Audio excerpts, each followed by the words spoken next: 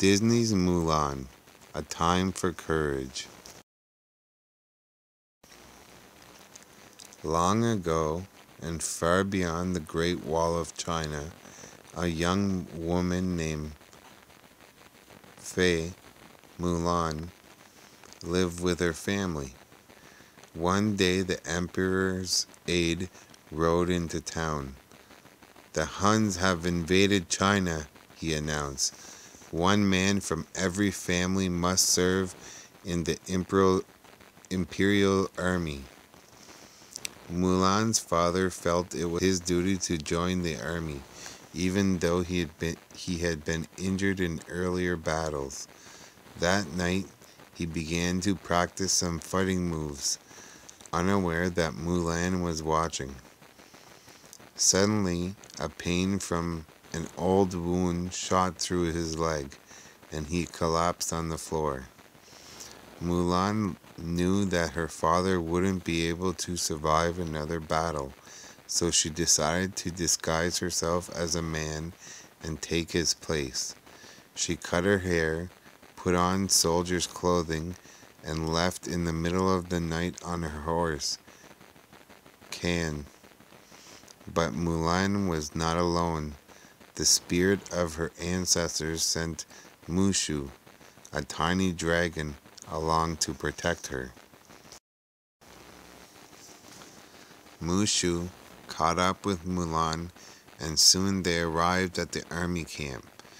Mushu whispered suggestions about how to look more like a man. "Show them your man walk," he said. "Shoulders back, chest high, feet apart, head up, and strut." "I don't think I can do this," whispered Mulan. "It's all attitude," Mushu told her. Mulan took a deep breath and gathered her courage and strode into camp. She looked ridiculous, but she did her best. When she tried to make friends with the other soldiers, Chen Po, Yao, and Leng, she ended up causing a fight. The camp was in total chaos when Captain Shang arrived. "Soldiers!" the captain shouted. Everyone sprang to attention and pointed at Mulan. "He started it," they said in unison. "I don't need anyone causing trouble in my camp," Shang said to Mulan. "Sorry," Mulan said. Then she remembered she was supposed to be a man and lowered her voice. I mean, sorry." "What's your name?" Shang asked. "My name is, Ping," Mulan told him. She handed him her army papers and frowned. She was not off to a good start.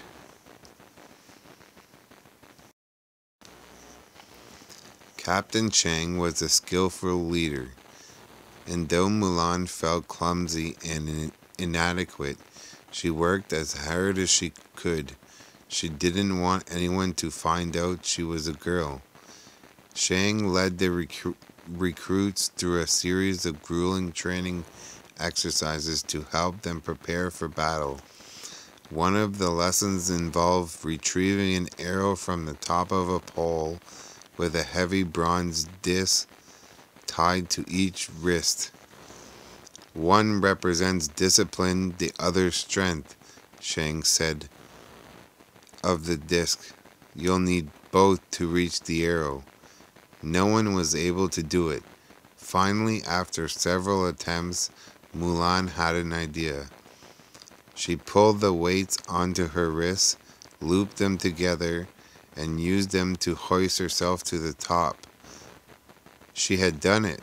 All the soldiers admired Mulan's determination, and even her new friends, Chen Po, Ling, and Yao, still didn't know that she wasn't a man. After much training, Shan led the soldiers to the Tung Shao Pass to meet the rest of the army. When they arrived, they discovered that the army had been defeated, and none of the soldiers had survived. Shang was especially upset when he realized that his father, the general, had been killed. "I'm sorry," Mulan said, trying to comfort him. Shang composed himself and turned to his soldiers. "The Huns are moving quickly. We're the only hope for the Emperor now. Move out," he ordered. Before long, the Huns discovered Shang and his troops.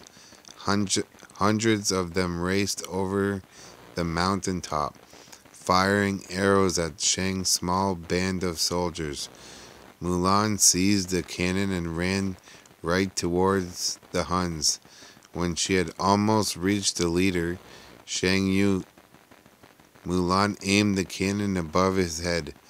The rocket hit the mountain behind him and caused a huge avalanche. Snow tumbled down quickly, burying the enemy. Mulan had been wounded, but she was still able to jump on her horse and pull Shang away from the snow just before he was buried.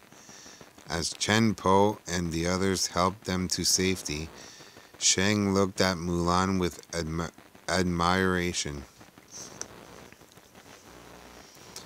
"Ping, you are the craziest man I ever met. For that, I owe you my life," he said. "From now on, you have my trust." But Mulan's wound had to be treated. It was then the soldiers learned that she was really a woman.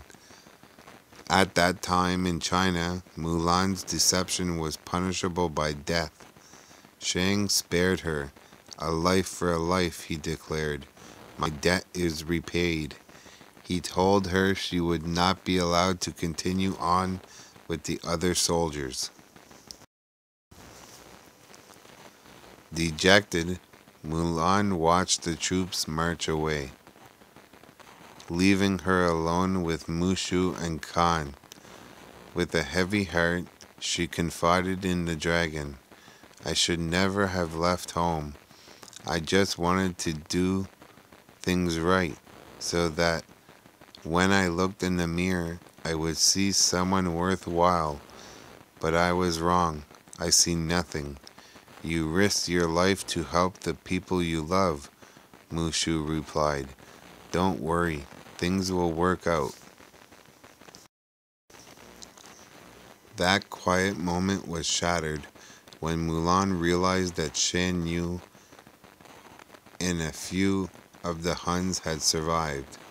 Racing on horseback to the imperial city, Mulan found Shang and told him what she had seen. "You don't belong here," he replied. "Go home." "You have to believe me," said Mulan. But Shang wouldn't listen. Soon the Huns seized the emperor and ran into the palace.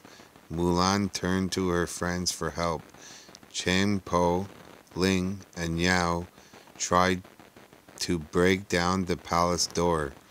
It was no use. "Hey, I have an idea," Mulan called. Eager for the help of their quick-thinking friend, the soldiers let Mulan dress as them as women. Then they used the sash from their dresses to help them climb the palace columns. Shang realized that Mulan was trustworthy and joined their effort. Once inside, they attacked the unsuspecting Huns. Together, Mulan, Shang, and the others knocked out the Hun soldiers and rescued the emperor. Then Shang went after Shang Yu. Furious that the emperor had escaped, the Hun leader drew his sword. "You took away my victory," Shan Yu growled at Shang. "No," said Mulan. "I did." She pulled back her hair so Shan Yu would recognize her and Shan's life be spared. "The soldier from the mountains," the Hun leader cried. he began to chase her. Leading Shan Yu to the top of the palace, Mulan grabbed his sword and pinned his cloak to the roof. Mushu shot toward him on a rocket. The little dragon jumped to safety just before the rocket blasted Shan Yu into a tower of fireworks.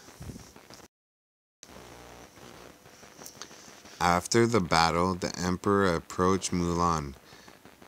"I have heard a great deal about you, Mulan," he said. "You stole your grandfather's armor, ran away from home, impersonated a soldier, deceived your commanding officer, dishonored the Chinese army, destroyed my palace, and you have saved us all." Then he bowed to Mulan in gratitude. Stunned, everyone else did the same.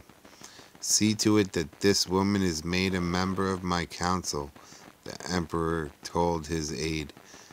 Mulan was honored but knew that she needed to return to her family.